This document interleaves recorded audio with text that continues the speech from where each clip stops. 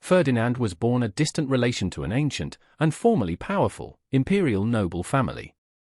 In recent centuries, the family has suffered a reversal of fortunes, slowly declining in influence, wealth, and size over the years. Ferdinand spent his early years trying to turn a small inheritance into a fortune, without success. Then, a series of improbable events left him next in the line of succession. A tragic accident, or, as some would suggest, foul play, left Ferdinand the inheritor of the little that remained of the family fortune, as well as the family titles. His new title gave Ferdinand a possible, though legally disputed, claim to governorship of his home world. More importantly, the inheritance included the family's ancient warrant of trade, empowering Ferdinand to travel to regions of the galaxy not yet under imperial control. Having thus far done nothing of note with his life, he was suddenly charged with the duty to explore the unsettled reaches of the galaxy for the benefit of the Imperium of Man. Needless to say, such exploration could also result in countless opportunities to exploit his discoveries for personal gain, providing a golden opportunity for Ferdinand to seek his fortune out, on the fringes of known space. With the last of his funds, Ferdinand acquired a small warp-capable ship and the services of a navigator. With a few loyal followers, he set out to explore the fringes of imperial space, and beyond, there to seek his fortune. Before long he discovered an inhabited planetary system unknown to imperial authorities. He landed on one of the planets, known to the locals as Ramona, to investigate. He determined to find a way to turn his discovery into a financial windfall, before returning home to notify imperial authorities. Vespasian was a longtime acquaintance of Ferdinand, and a minor bureaucrat on their home world.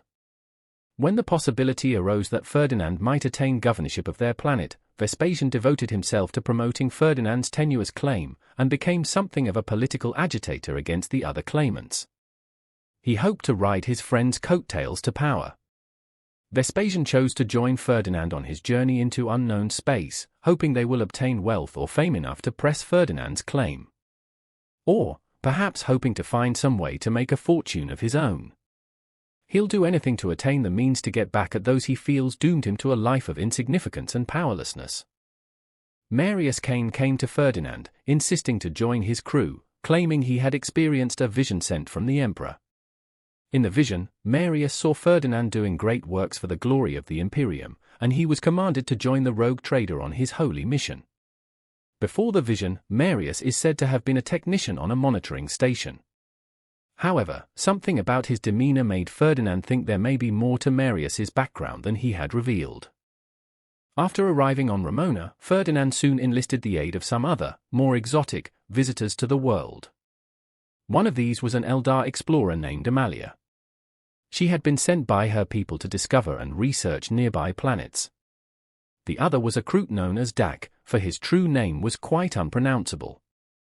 Dak was part of a group who had fled to escape Tau rule. Dak's only wish now was to learn more about the universe, as many truths had been hidden from the Kroot by their Tau overlords. Ferdinand also purchased a robot of mysterious origin, which seemed to have remarkably sophisticated cogitators. Ferdinand and Vespasian spent their early days on Ramona inconspicuously exploring their new surroundings and learning how to fit in with the locals. This mostly involved sightseeing and sampling the local drinks. They learned little of value, aside from observing that for most of each day, Ramona was entirely shrouded in a thick fog. This would make ranged combat especially difficult. Dak heard, and shared, some rumors about discoveries out in the frontier that Ferdinand thought might lead to something lucrative.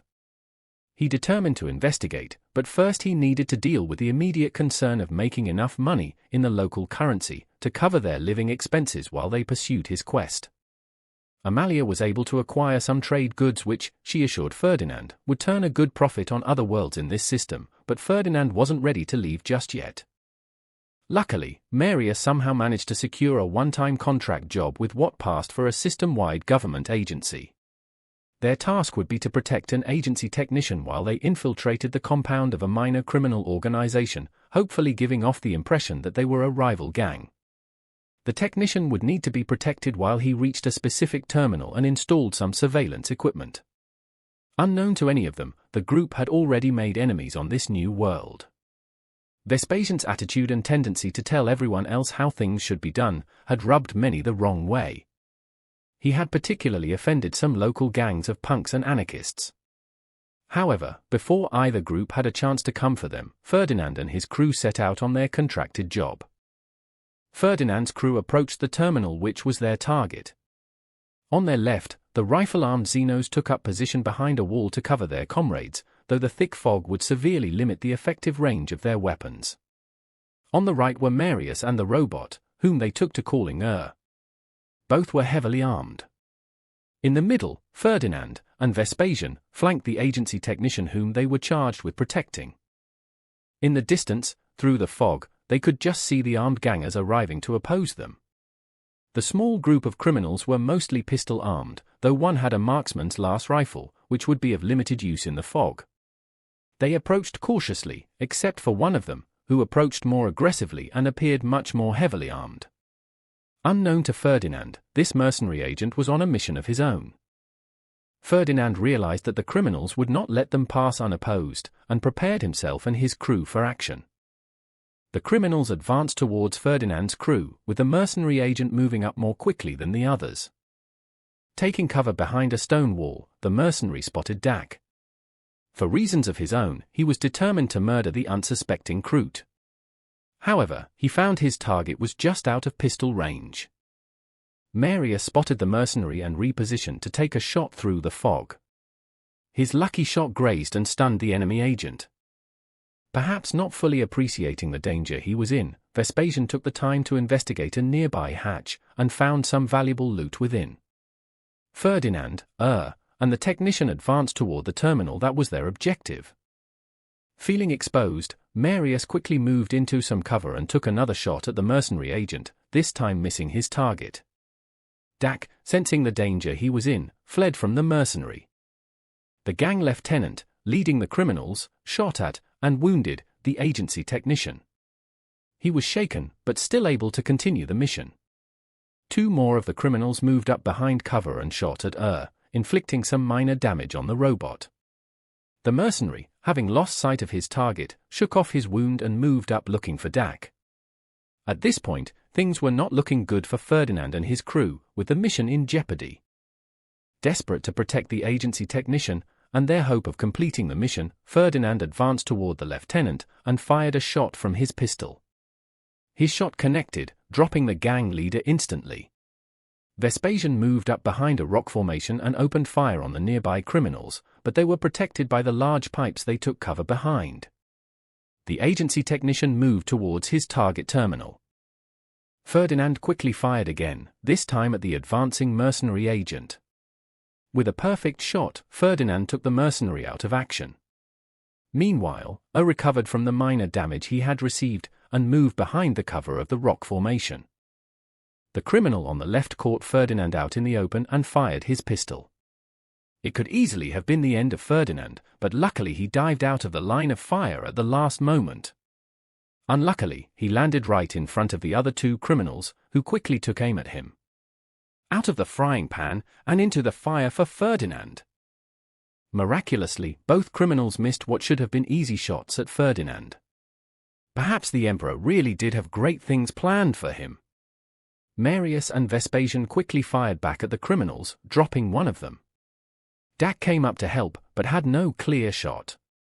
While the firefight distracted the gang members, the technician was able to install his surveillance equipment, completing his mission. Ferdinand quickly got up and moved around the pipes to execute the gang member with the rifle at point-blank range. The agency technician, having completed his mission, immediately fled. The last gang member fired at the fleeing technician, but missed. Marius, Dak, and Amalia all fired on the lone remaining enemy, but with the range, cover, and thick fog, they were unable to land a shot. Vespasian and with their shorter-ranged weapons, had no hope of success from where they stood, so they ran toward their enemy. With his quick robotic reflexes, was able to get around the rock wall before the last gang member could get off another shot, and easily finished off the criminal. Ferdinand's crew had completed their mission. On their way out, they looted a chainsword from the gang's stores. They collected their pay, which included a bonus for completing the mission so quickly. Things were looking up for them. Then, upon return to their hangar, Ferdinand discovered that the life support system on his ship was failing, and he couldn't quite afford to pay for the repairs yet. 1 step forward, 2 steps back. Nothing to do for it but to move on to the next job.